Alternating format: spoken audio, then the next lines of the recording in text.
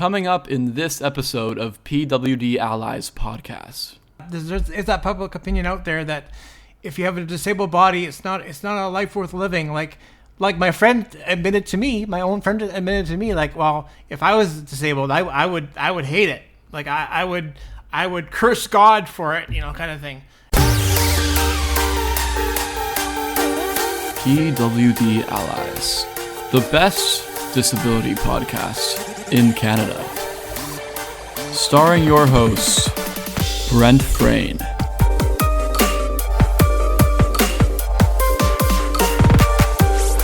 And as always, his producer and editor, Neil Matheson.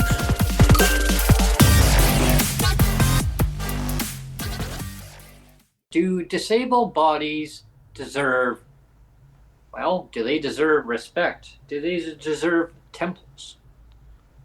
We're going to talk about this.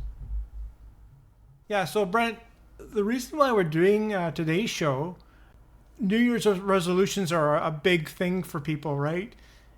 They either say, well, I have to lose weight, or I have to get more healthy, I have to exercise more, I have to stop smoking, or something like that, right?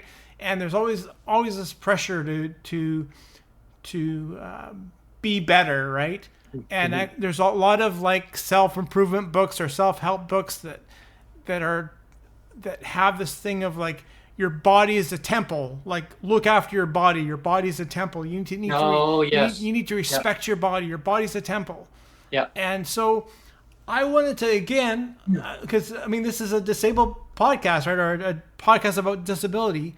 Mm-hmm. And again, I wanted to take this idea of a body as a temple and apply a disabled lens on it.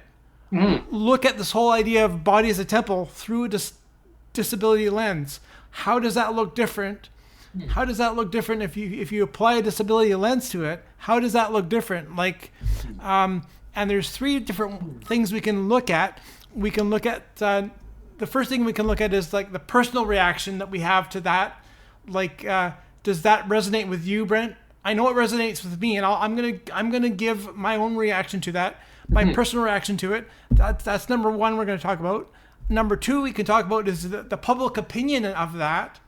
The public opinion of our bodies are a temple, and maybe the public reaction to that will be like, well, if you have a disabled body, do you even deserve to have that be a temple?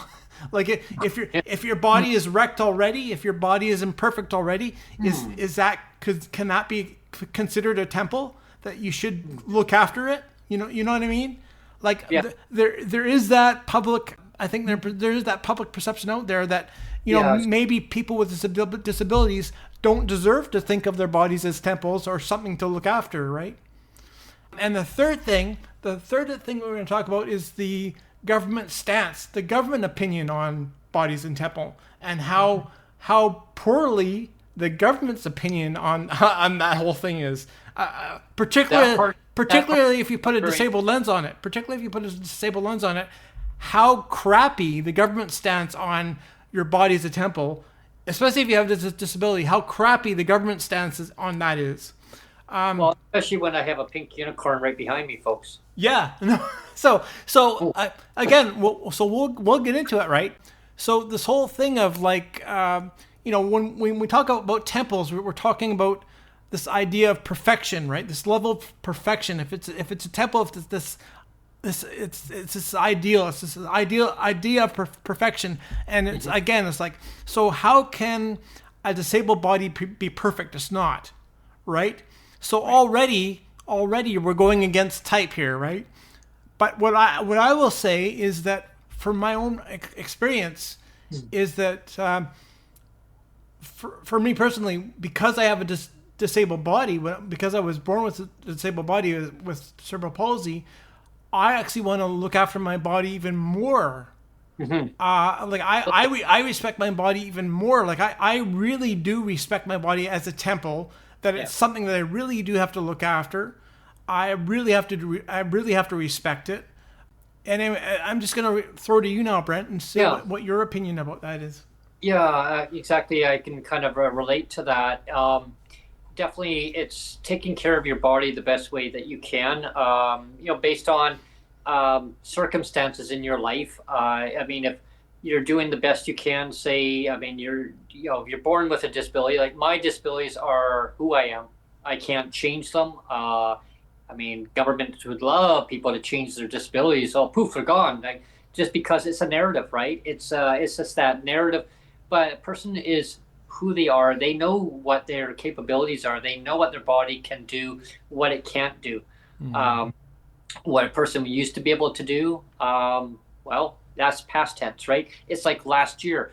And I'm not saying that this is all based on not doing, not trying, like not trying to do what you want to do, Mm-hmm. but you have to listen to your body. You have to respect your body. You have to respect the limits of what your body can do. Yeah.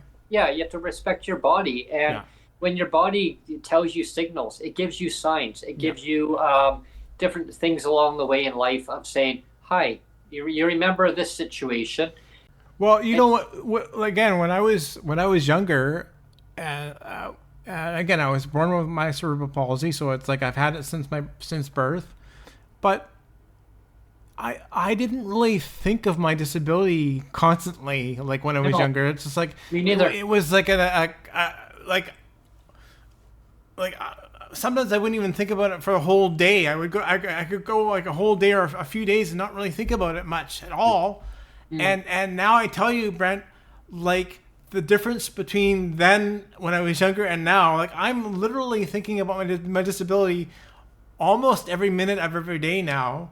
Not because I'm obsessed or not because I'm like more depressed or anything. It was just because I have to. Like my body is sending me more signals now. Like remember you're disabled, Neil. Remember you're disabled. Remember you're disabled. Like every step I take now is like I'm reminded like I have way less mobility than I used to. I don't use crutches anymore. I have to use a walker in the house.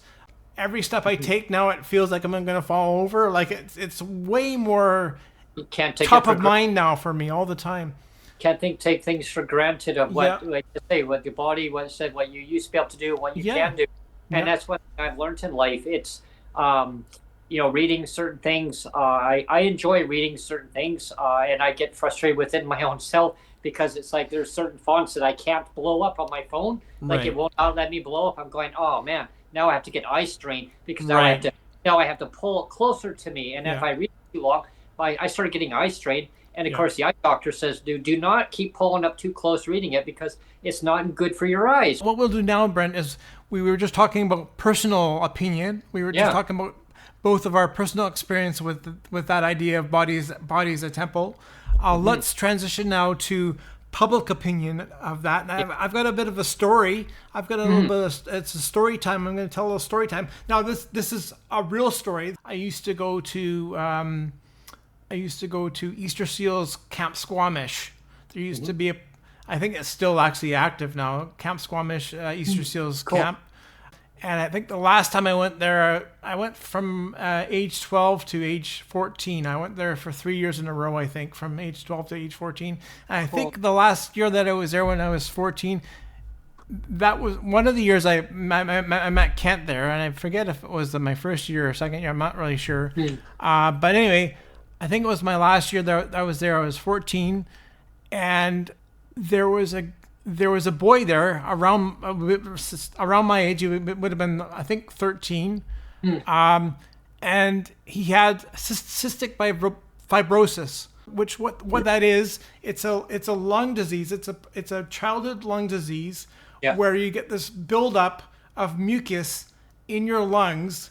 That has to be drained all the time. I remember they had to be hooked up to machines to get this fluid drained from their lungs. So there was this boy there that had this cystic fibrosis or CF, and guess what though, Brent? He smoked cigarettes at 13 years old. Oh my gosh! He was smoking cigarettes, and for some reason, I don't know if that was a product of the time, but again, we're talking maybe early 80s, like 81, 82 in there. And for some reason, the camp counselors didn't really bat an eye at it. They kind of just let him do it. So there was no like, oh, you shouldn't be smoking. He just smoked and nobody even bothered him. So here you have a case where a boy with cystic fibrosis, a lung disease, that's smoking. So in a sense, it's almost like I don't want to say like a middle finger to God or whatever, right? It's like sort of this challenge to God is like, or protest. It's like, I'm going to protest the fact that you gave me this crappy body with cystic fibrosis, and I'm going to show you, going to show you by smoking now that I don't care if I'm going to make myself even more unhealthy. I'm going to do it as a protest to the fact that you gave me a disabled body, God. You know, almost that kind of idea, right? Yeah. And as an offshoot of that too, I have a really good friend of mine who is also very much religious. He's actually a Roman Catholic, and he talks all the time, very candidly. He just doesn't worry about offending me. He would have very candid conversations, and he says, you know what? He says, Neil, if I had a disabled body, if I was born with a disabled body, he says, I would be super angry with God. And he also says the same thing about with my first wife passing away. He says, if that happened to me, he said, I would be so angry with God that if God took my wife away, and if God gave me a disabled body. So both of those things, he says, I would be like so angry with God. He says, why aren't you angry with God for that? Right? Oh, why aren't you angry with God for that? And so that's part of the public opinion, right? I think a lot there is that public opinion out there that's like, well, man, if I had to deal with that disabled body, I couldn't handle it. I wouldn't want that. And here you have, like I said, that 13-year-old boy saying, I don't want that. I don't want this fluid in my lungs, and I'm going to show God by treating my body even worse, right?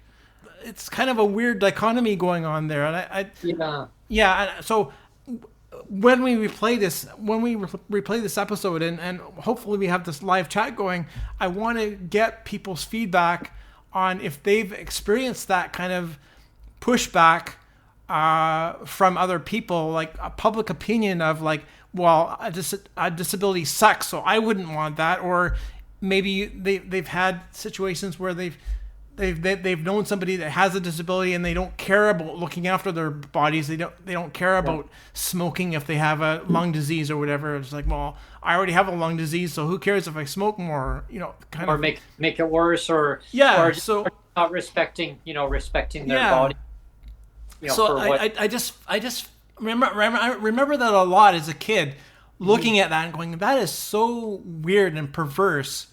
That a kid that's 13 years old with a lung disease, a cystic fibrosis, childhood lung disease, would want to sabotage his health more so than it already was, and it felt to me like he was blaming God for it, kind of like, I'll show you, God, and shaking his fist at heavens or something, like, I'll show you. Kind of. So I just thought that was interesting, and I want to get people's feedback on that. What other people think about that. Yeah, exactly. And I'm glad you mentioned that, because it reminded me when, there was one of my neighbors growing up. It was 4 houses down from where I lived. 4 houses down. And I used to go over and play with cars, with them, and like as kids would do.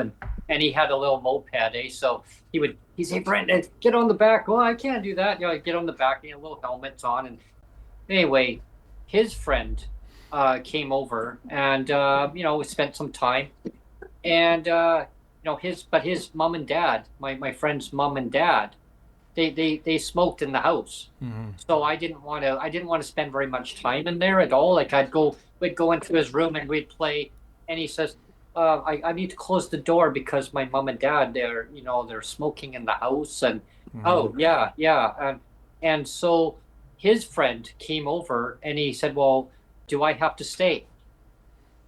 And I was, well, of course you can stay. Well, can I come and stay in your room? I can't be in around your mom and dad. I like your mom and dad, but I can't be around them. Oh, okay. He goes, but do you mind? Yeah, do you mind? I have he's had this little respirator thing hooked up temporarily, and I was just like, okay, that, I mean, I'm just a kid looking at this, and what does the kid do? Because his mom and dad smoked. What does this kid do? He was only 9 years old, Neil. Right. 9 years old. Yeah. And he lights up a cigarette. Wow. And, Yeah. and Same yeah, thing and then. Yeah. because his mom and dad smoked, and he says, oh well, and the kid had asthma. Yeah. Well, I'm sure that probably the kid now, he's probably not doing too well. Let's transition now, Brent, to the third third. one, because again we were talking about the personal experience that we both have. Mm-hmm. Then we talked about public opinion about the body as a temple. So now let's turn our attention to what is the government opinion of bodies a temple? What is the government's opinion of bodies a temple? Well, number one would be pink unicorns. Yeah. Behind me. You hit the nail on the head there, Brent. Yeah. Because what I was going to say, I mean, we all know that, we have rolling closures now for hospitals. We had the BC government here fire, 2,500 healthcare workers because they didn't want to take the COVID vaccination, which kind of put everything behind the 8 ball. You have just so many things. You have the opioid crisis, and they talk about safe supply. Well, there's nothing safe about safe supply, right? But it's just like when they talk in war times, they talk about friendly fire. There's nothing friendly about friendly fire because somebody died. Exactly. It means that one of the allies died. And you're going to call it friendly fire. Well, it's the same thing for this safe supply. There's nothing safe about it. Before you launched the podcast, Brent, you were talking about the possibility of paramedics going on strike here in BC. Yeah. And why are they doing that, Brent? Why is that happening? Why is that happening, Brent? There's a lot of different moving parts when it comes to the paramedics wanting to. They don't really want to go on strike, but they're given no choice but to look at possible job action. Yeah. They're going to take a vote around the communities around the province coming up this month, and see what the appetite is for a vote for a strike. They're hoping that basically they can come to a resolution with the province, but there's no scheduled meetings in the near future with the province. The talks have broken down. It basically comes down to stress, though, right? Like workplace stress, like being overloaded with too many cases of overdoses. Like we're talking like dozens a night. Like I can tell you, like here, I can look out my window, and it doesn't matter how many times a day I see ambulances go by, fire trucks go by, police go by. But you know which ones I see the first that go by? Fire truck and a police. Paramedics. Yeah. If the government would actually get them the individuals the proper help, get them into the proper treatments, give them the proper housing. I mean, these are all safe supply. Safe supply is not treatment. Exactly. Safe supply is not treatment. Yeah, exactly. And this was never a problem before, everybody. Yeah. This was never a problem. I remember, I grew up in BC. I grew up in the Fraser Valley. Just so everybody understands, like I moved to Victoria, but I grew up in the Fraser Valley. I never saw any of this growing up. Yeah. None of it. It's escalated to beyond a crisis. I'll call it a state of emergency. Why don't we call it what it is? It's a state of emergency. When there's a state of emergency, governments from all levels should be hands on deck. We had Eleanor Stocco. Yeah. Late last year. It was December 12th, I believe. We had her wonderful on guest. December 12th. And she talked all about this whole decriminalizing drug possession. That was David Eby's wonderful idea, right? And he's actually come clean now. He says, well, that decision has had unintended consequences. Consequences, right? But I mean, it doesn't really even though he says that, the government is still doing exactly the same thing, like status quo, like still handing out safe supply. Like now they want to get the pharmacists. They're not walking back on any of it. On any of it. Let's bring this back to the disabled lens again, Brent. again, we're talking about the drug crisis, the fentanyl drug crisis, but how does that relate to you and I as disabled citizens? And I will say that basically what it shows, it shows that the government is not caring. You have the fentanyl drug crisis. The provincial government doesn't care. It's still doing status quo. You have people on provincial assistance here, PWD, the disability income assistance. It's the same thing.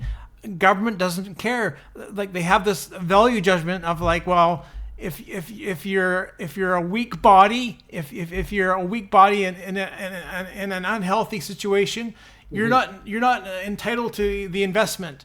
So whether you're on drugs or you're somebody with a disability, you're kind of a less than. You're like we'll toss you to the side because you're not worth the investment for us as a government.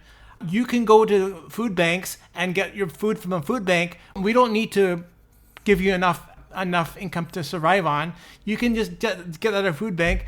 We don't care if you have enough money to support yourself for shelter, for a safe shelter. We don't care about that either.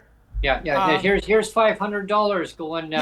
Here's $500. Knock yourself out. Try to find shelter for $500 a month. Good luck with that.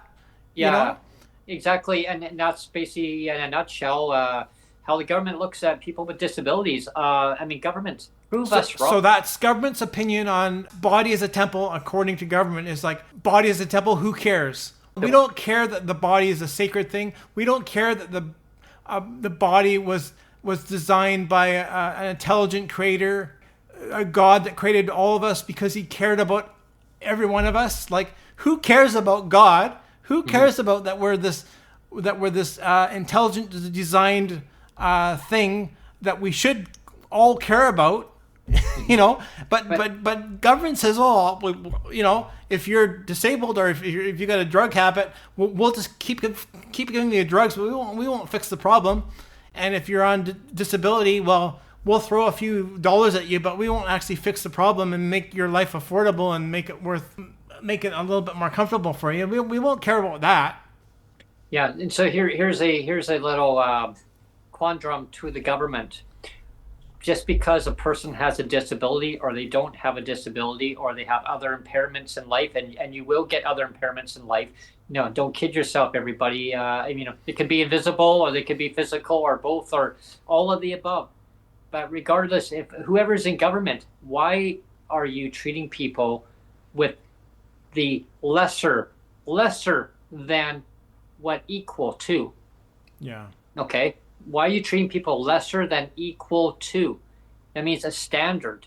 A standard of life, of your basic necessities in life to survive. Why is because you like Neil just explained to you guys here, is why are people being treated differently because you have a disability? Is it that we have to basically prove ourselves to society that, a senior who has a disability, they say, oh, well, they worked all their life and we're going to take care of them. Well, actually, you know what, government, you're not taking care of seniors with disabilities, seniors, low income, anybody, like everybody should be treated fairly. But again, it kind of goes back to the public opinion piece that I said, Brent, is that there's that public opinion out there that if you have a disabled body, it's not a life worth living. Like my friend admitted to me, my own friend admitted to me, like, well, if I was disabled, I would hate it. Like I would curse God for it, kind of thing. And I mean that is actually a common. I would say that's a more common opinion than we would like to think, Brent. My closing comment is, I like my body. Yeah, me too. And I respect my body, and I do think of my body as a temple. It's the fact that my body is something to be respected, and so I do invest in my body as much as I can, as much as I'm able to do financially.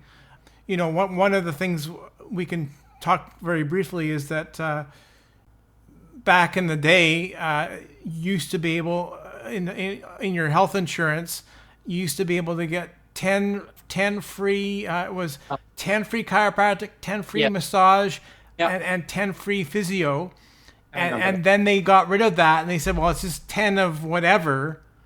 So instead of 30 visits maximum, it's now 10 total.